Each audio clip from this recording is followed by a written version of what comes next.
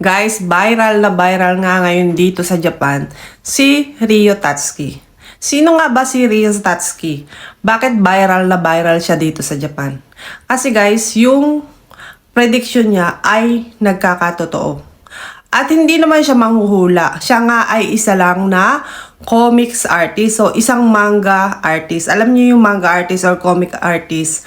Sila yung mga nagsusulat ng mga, alam niyo yung mga anime, ganyan. Gumagawa ng mga, parang mga comics sa atin. Ayan, ganyan. So, siya yun. Siya yung nananaginip ng mangyayari sa mundo. So, lahat ng panaginip niya guys ay nagkakatotoo. Katulad na lang ng pagkamatay ni Queen, mga virus, at yung 2011. Yun talaga yung nagpasikat sa kanya, yung nangyari nung 2011 dito sa Japan, yung nagkaroon ng tsunami guys. Yun talagang prediction ni Ryo Tatsuki na talagang nagkatotoo. So, hindi ito pananakot guys. At kada post ko nga ng aking video dito sa TikTok ng mga news about sa lindol, dahil ito ay pag-aaral naman ng mga geologists, ng mga scientists dito sa Japan, lahat na ipinopost ko doon ay mga nagbabiral. Kasi nga guys, ay talagang totoong nangyayari doon dito sa Japan ngayon. Katulad na lang guys, nung ipinost ko na isang araw, nasa 4 na araw, sa 4 na araw ay 300 times na lumindol doon sa island na yon. Doon sa Toraka Islands. So, yung island na yun guys ay nasa ating pagitan ng Taiwan, Philippines at Japan.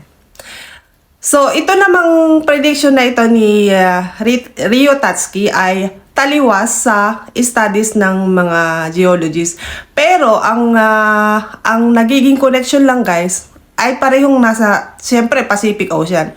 So, doon kasi sa studies ng mga geologists ay Nankai Trap ang tinutumbok nila. Ito yung mga nasa gilid ng Japan na nakaharap sa Pacific Ocean. Yan yung tinutumbok ng geologist. Ito naman kay Ryo Tatsuki, hindi ito masyadong nililindol yung kanyang sinasabi. Ito daw ay nasa nag-uumpugang plate ng Pilipinas at ng Japan. Ito naman yung island nga na sinabi ko sa inyo na 4 na beses, 4 na araw, 300 times na lumilindol. Yun. Pero ang katotohanan dito guys, at hindi naman ito pananakot sa atin, ay ang dapat lang nating isipin ay maging handa yung ating kalooban kung dumating man yung malaking disaster na ito guys. Hindi naman kailangan nating mag-panic buying. Kahit mag-panic buying tayo guys, kung saan tayo aabutin ng lindol, walang mangyayari sa ating panic buying. Ang kailangan natin dito, yung ating presence of mind, yung kahandaan ng ating sarili kung sakaling dumating ang lindol. Kasi, siyempre, ang iisipin natin kung paano tayo makakaligtas pagkatapos ng lindol at habang lumilindol.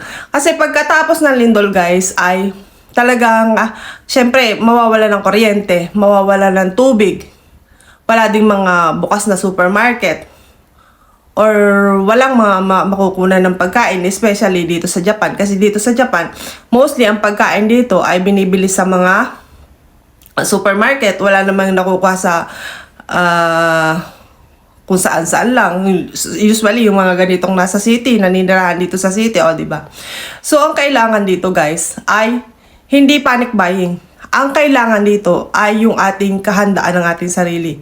Yung alam na natin na talagang lilindol nga sa July 5. Yung alam natin ang ating gagawin in case na dumating talaga yung worst scenario na napakalaking tsunami ang sasalubong sa Japan.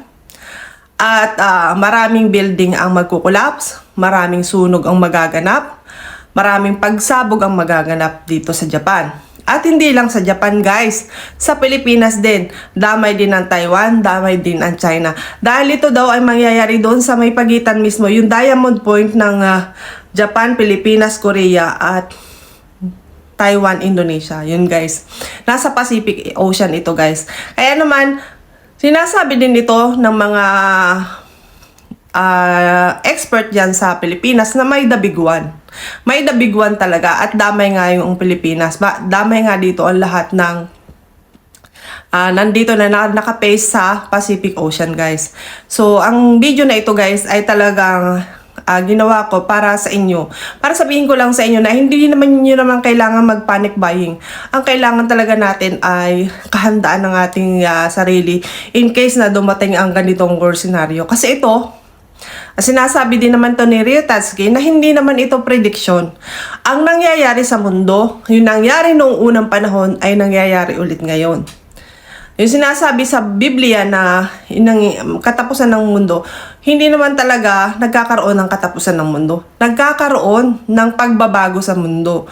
Kumbaga, katulad na lang sa gyera. Nangyayari talaga yung gyera kasi pagdating ng iba't ibang generation, nagkakagyera uli. Nangyayari ang lindol, pagdating ng 1,000 years, 100 years, magkakaroon uli ng lindol, guys. Hindi nawawala ang mundo. Kumbaga, dumadating lang talaga na may binabago. Ganon. Kumbaga, may binabago, may nawawala.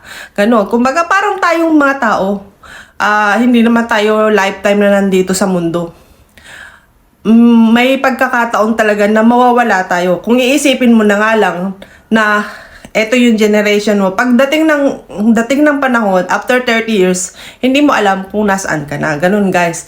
So, yun yung nangyayari sa mundo. Paulit-ulit lang. Paulit-ulit na nangyayari. Ngayon, itong prediction ni Rio Tatsuki ay nakita niya yan sa kanyang panaginip. So, lahat ng panaginip niya, totoong nangyayari. At yun nga yung sinasabi ko sa inyo. At yan yung nagbabiral ngayon dito sa Facebook sa lahat or kahit sa YouTube or kahit sa TV, guys. Ipinapaalala lagi ng TV na maghanda ang Japan. Kasi itong July 5 talaga ang sinasabi. Kung hindi man mangyari yung sa July 5 sa mga coming days or may mangyayari mula sa araw. Ganun, guys. Kasi ito daw ay nangyari na noong unang panahon at mauulit ngayong panahon na itong generation ng 2025. Yun naman ang sinasabi nila. At kung ano nga daw nangyayari nung unang panahon, talagang yun din talaga ang mauulit sa mundo. Huwag daw magugulat ang mga tao kung ganyan, parang sasabihin natin ay end of the world. Hindi pa end of the world. Walang end of the world. Ang nangyayari, parang nagbabago, nag-evolution. At pagkatapos daw nitong malakas na lindol na ito, guys, ay magbabago naman ang pananaw ng bawat bansa. 'Di ba ngayon nag-aaway-away mga bansa, 'di ba? Halos pumutok na ang World War III dahil sa mga pride nila, sa mga agawan nila, ganyan. Pero pagkatapos daw nitong malaking disaster na ito ang magpapabago uli sa ibang bansa.